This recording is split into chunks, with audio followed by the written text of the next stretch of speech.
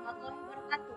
Bertemu lagi dengan saya Saskia Rafatuli Sumanto di channel YouTube aku Saskia Fatumisa dan episode tutorial My dari 3. Kalian pasti mendengar istilah waktu adalah uang dan waktu adalah pedang.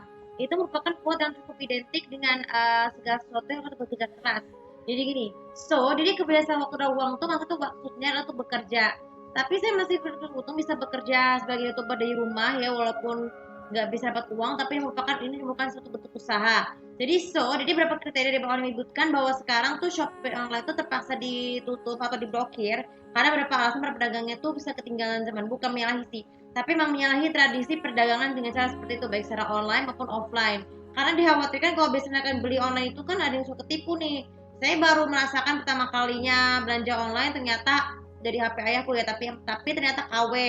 Jadi saya memutuskan untuk menabung uangnya untuk menyervis PSP ya yang baterainya ya. Jadi begini, kebiasaan menabung itu, cara mendapatkan uang itu tidak boleh untuk cara haram. Kenapa? Contoh perilaku mendapatkan uang secara haram itu seperti bekerja sebagai pelacur atau PSK, terus kemudian mencuri, terus melakukan tindakan koruptor. Itu kan salah satu contoh mendapatkan uang secara haram.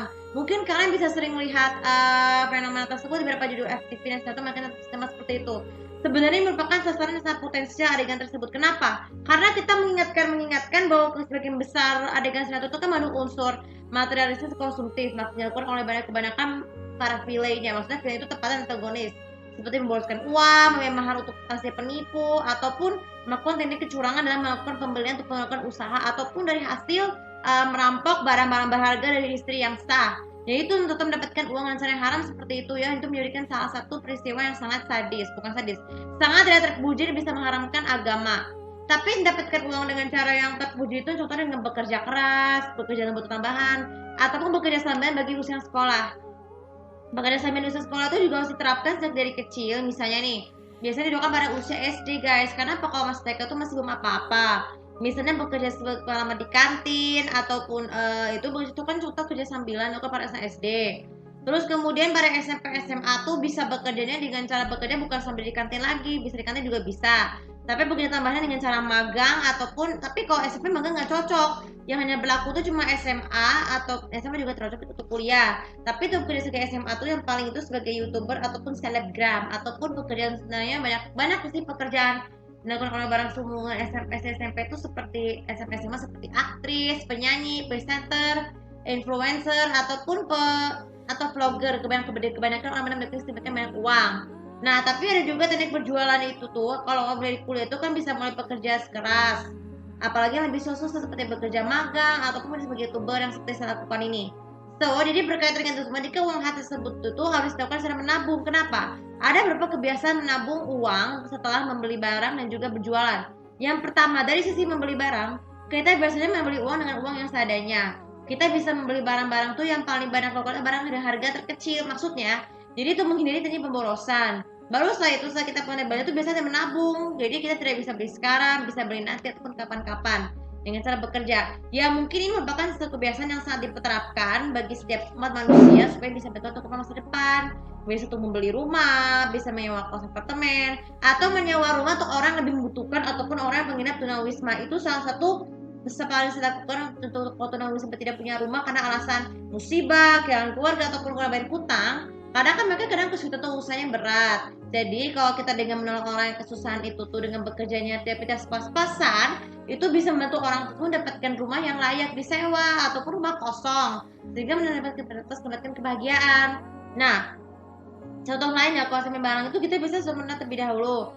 Kalau pada yang jangan. Jadi tidak boleh seperti itu guys, harus dengan usaha sendiri. Biarkan saja mereka mencari uang dengan cara sendiri dengan cara yang berbeda. Sedangkan kalau menabung uang setelah berjualan itu juga harus disimpan di tempat yang paling aman selain di celengan. Jadi celengan itu tuh harus dikunci ataupun dengan digempok supaya tidak memudah untuk mengambilnya. Atau kalau perlu jangan gunakan celengan yang berbentuk kaca, karena biasanya kalau ada pencuri yang memecahkan celengan itu bisa cukup pecah. Yang paling bagus itu bentuk kaleng. Bentuk kaleng juga boleh. Bisa gunakan kaleng bekas untuk menyimpan uang. Jadi aman dari pencurian dan ketika perlu lacinya juga harus dikunci. Setiap kali habis kita menyimpan celengan di laci yang memiliki kunci. Jadi kesimpulan dari vlog kali ini adalah nih, kalau kalian merasa memiliki uang yang sudah dari hasil THR ataupun kerja keras, jangan sekali-sekali kalian memboros karena boros bisa mendatangkan takabur dan menimbulkan rasa tidak bersyukur. Ya seperti contoh kan banyak sekali orang nggak bersyukur dengan adanya uang kayak misalnya untuk bayar pernikahan dengan si menipu, terus harta warisan. Ya sama karena pengaruh apa? Tayangan sinetron efek itu sendiri kalau tentang uang tuh untuk menghambur-hamburkan seperti itu. Banyak beberapa komentar dari orang mengatakan bahwa memiliki harta itu cuma hanya sasaran yang sangat potensial dari adegannya. Perebutan harta warisan antara keluarga suami dan istri pun jadi terbengkalai ataupun merebutkan kekuasaan hak asuh. So, jadi kesimpulan yang kedua, jadi kesimpulan kedua ini menabung uang setelah berbelanja dan berjualan itu tuh juga membantu kita itu masih lebih aman untuk pulang karena misalnya kalau ada masalah kalian jangan itu ikhlas syukuri ada nggak barang yang sedang kalau sudah separah tetap bersyukur sampai ada pada suatu waktu untuk mengakukan madu yang baru. Oke untuk produk kali ini juga bisa bermanfaat dan juga masih biasa tuh follow sosial media aku kemarin yang kita follow lebih tahu bagaimana pendapat kalian mengenai vlog mengenai kebiasaan menabung uang setelah berbelanja membeli barang dan berjualan dagang. Terima kasih. Assalamualaikum warahmatullahi wabarakatuh.